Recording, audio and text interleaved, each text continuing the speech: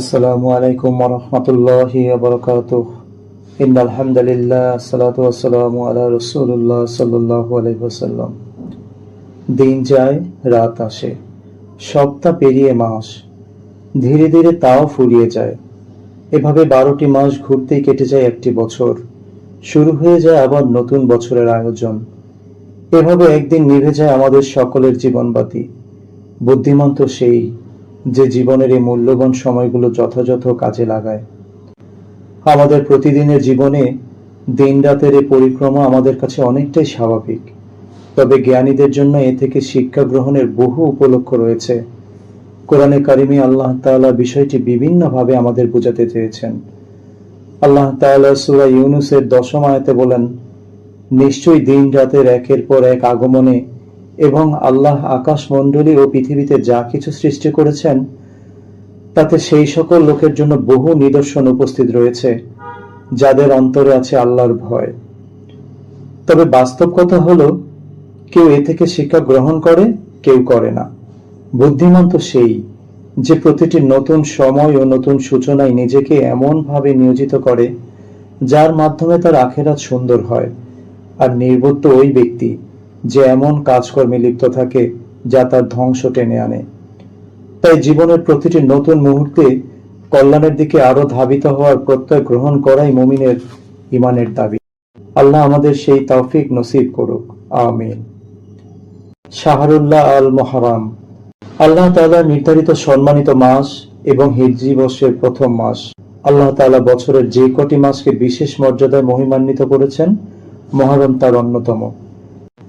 হাদিসে এ মাসকে শাহরুল্লাহ তথা আল্লাহর মাস বলে আখ্যায়িত করা হয়েছে। নবী করিম সাল্লাল্লাহু আলাইহি ওয়াসাল্লাম ইরশাদ করেন, রমজানের পর শ্রেষ্ঠ মাস হচ্ছে আল্লাহর মাস, যাকে তোমরা মুহররম বলে থাকো। প্রকৃতপক্ষে সকল মাসই তো আল্লাহর মাস, তথাপি এ মাসকে বিশেষভাবে আল্লাহর মাস বলে ব্যক্ত করার মাঝে রয়েছে বিশেষ তাৎপর্য। যেমন পৃথিবীর সকল মসজিদই আল্লাহর ঘর, কিন্তু কাবা শরীফকে বিশেষভাবে বাইতুল্লাহ বা আল্লাহর ঘর বলার হিকমত কি? কারণ এর রয়েছে বিশেষ মর্যাদা। তেমনি বছরের অন্যান্য মাস অপেক্ষা মুহররমের রয়েছে বিশেষ গুরুত্ব। এই মহা পবিত্র মুহররম মাসের বিশেষ ফজিলতপূর্ণ ইবাদত হলো রোজা রাখা, যা হাদিসে উল্লেখ করা হয়েছে। তাই আসুন এই মাস আমরা মনোযোগী হই রোজার প্রতি। হযরত আবু হুরায়রা রাদিয়াল্লাহু তাআলা আনহু থেকে বর্ণিত, নবী করিম সাল্লাল্লাহু আলাইহি ওয়াসাল্লাম ইরশাদ করেন, রমজানের পর সবচেয়ে উত্তম রোজা হলো আল্লাহর মাস মুহররমের রোজা। আর ফরজ নামাজের পর সবচেয়ে উত্তম নামাজ হলো রাতের নামাজ, অর্থাৎ তাহাজ্জুদের নামাজ। কাজেই মুহররম মাসের সম্মান রক্ষা এবং এ থেকে যথাযথ উপকৃত হওয়ার একটি মাধ্যম হচ্ছে এই মাসে রোজা রাখার প্রতি যত্নবান হওয়া। বিশেষ করে 10ই মুহররম বা আশুরা রোজার কথা তো হাদিসে গুরুত্বের সাথেই উল্লেখ করা হয়েছে। এর প্রতি আমাদের বিশেষভাবে খেয়াল রাখব। আসুন জেনে নিই 10 মুহররম তথা ইয়াউমে আশুরার গুরুত্ব, ফজিলত এবং ঐতিহাসিক প্রেক্ষাপট। মুহররম মাসের সবচেয়ে মহিমান্বিত দিন হচ্ছে ইয়াউমে আশুরা তথা মুহররমের 10 তারিখ। হাদিসে আশুরার দিনের অনেক ফজিলত বর্ণনা হয়েছে। এমনকি ইসলাম পূর্ব আরব জাহেলি সমাজে এবং আহলে কিতাব ইহুদি নাসারাদের মাঝেও ছিল এই দিনের বিশেষ গুরুত্ব ও মর্যাদা। উম্মুল মুমিনিন হযরত আয়েশা সিদ্দিকা রাদিয়াল্লাহু তাআলা আনহা বলেন, জাহেলি সমাজের লোকেরা রমজানের রোজা ফরজ হওয়ার পূর্বে আশুরার দিন রোজা রাখত। এদিন কাবায় গিলাফ জড়ানো হতো। এরপর যখন রমজানের রোজা ফরজ হলো, তখন রাসূলুল্লাহ সাল্লাল্লাহু আলাইহি ওয়াসাল্লাম বললেন, যে এই দিন রোজা রাখতে চায় সে রাখুক, যে না রাখতে চায় না রাখুক। নবীজি সাল্লাল্লাহু আলাইহি ওয়াসাল্লামও এই দিন রোজা রাখতেন। রমজানের রোজা ফরজ হওয়ার পূর্বে এদিনের রোজা ফরজ ছিল। রমজানের রোজা ফরজ হওয়ার পর এদিন রোজা রাখা এখন মুস্তাহাব। এরপর যখন রাসূল করিম সাল্লাল্লাহু আলাইহি ওয়াসাল্লাম হিজরত করে মদিনা মুনাওয়ারায় চলে আসেন, তখন দেখেন মদিনার আহলে কিতাব ইহুদিরাও এই দিনে রোজা রাখছে। এদিনকে তারা বিশেষভাবে উদযাপন করছে। নবীজি তাদের জিজ্ঞেস করলেন, এদিন তোমরা কি জন্য রোজা রাখছো?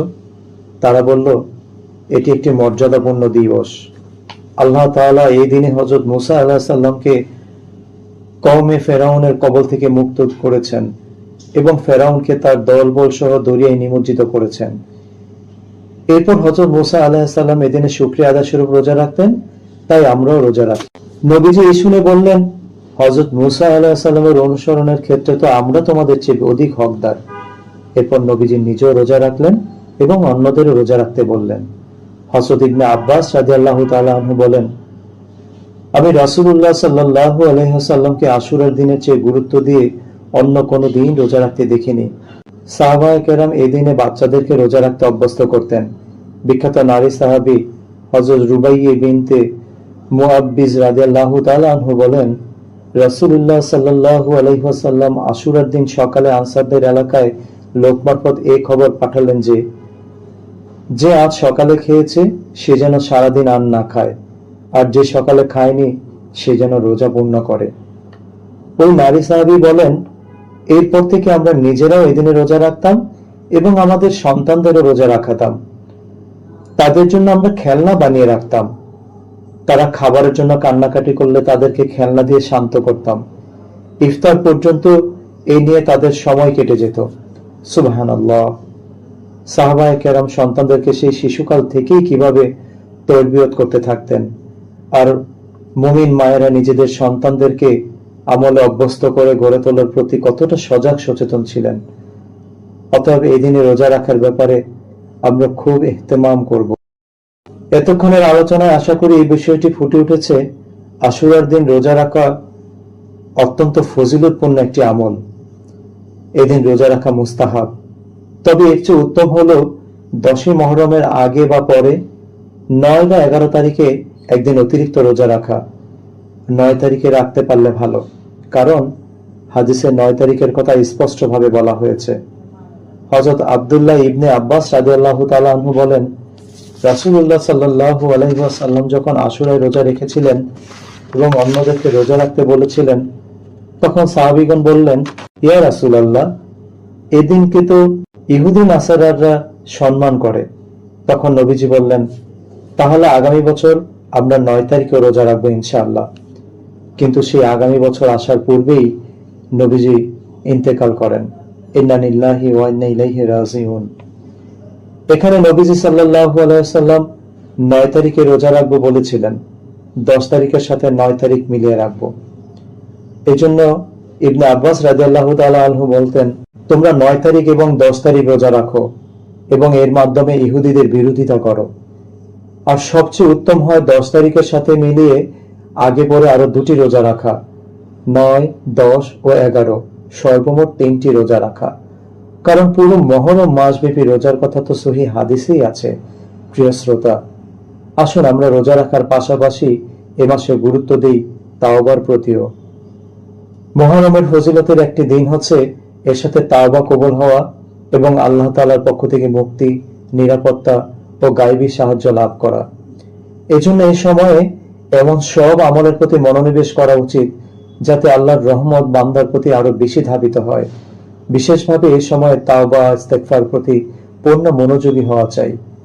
যদিও আশুরার দিনের মূল ইবাদত হচ্ছে এই দিনের রোজা রাখা, তবে এই দিনের রোজার ফজিলতের সাথে সাথে ক্ষমার ব্যাপারে রাসূলুল্লাহ সাল্লাল্লাহু আলাইহি ওয়াসাল্লাম ইরশাদ করেন, আশুরার দিনের রোজার ব্যাপারে আমি আল্লাহর নিকট প্রত্যাশা রাখি তিনি পূর্বের 1 বছরের সগীরা গুনাহ মাফ করে দিবেন। এক সাহাবী নবীজি সাল্লাল্লাহু আলাইহি ওয়াসাল্লামকে জিজ্ঞেস করলেন, ইয়া রাসূলুল্লাহ, রমজানের পর আপনি কোন মাসে রোজা রাখতে বলেন? নবীজি বললেন, তুমি যদি রমজানের পর রোজা রাখতে চাও তাহলে মুহররমে রোজা রেখো, কেননা মুহররম হচ্ছে আল্লাহর মাস। এই মাসে এমন একদিন আছে যেদিন আল্লাহ তাআলা অতীতের অনেকের তাওবা কবুল করেছেন, ভবিষ্যতে অনেকের তাওবা কবুল করবেন। মুহাদ্দিসে কেরামগণ এই দিনকে আশুরার দিন হওয়ার সম্ভাবনা উল্লেখ করেছেন। এছাড়া এর সাথে যেহেতু মিশে আছে আল্লাহর রহমত ও নাজাত লাভের ইতিহাস, তাই এই দিনে কিভাবে আল্লাহর রহমত পেতে পারি এদিকে খুব খেয়াল রাখবো। তেমনিভাবে যেহেতু গুনাহ মাফেরও ঘোষণা এসেছে এদিনে, তাই তাওবা ইস্তেগফারের প্রতিও খুব মনোযোগ দেব। আর একজন মুমিন তো রোজা রাখা অবস্থায় আল্লাহর রহমত লাভের অধিক প্রত্যাশী হয়। আল্লাহ পাক আমাদের সবাইকে মহিমান্বিত পবিত্র মাসের ফজিলত হাসিল করার তৌফিক দান করুন। আমিন সুম্মা আমিন।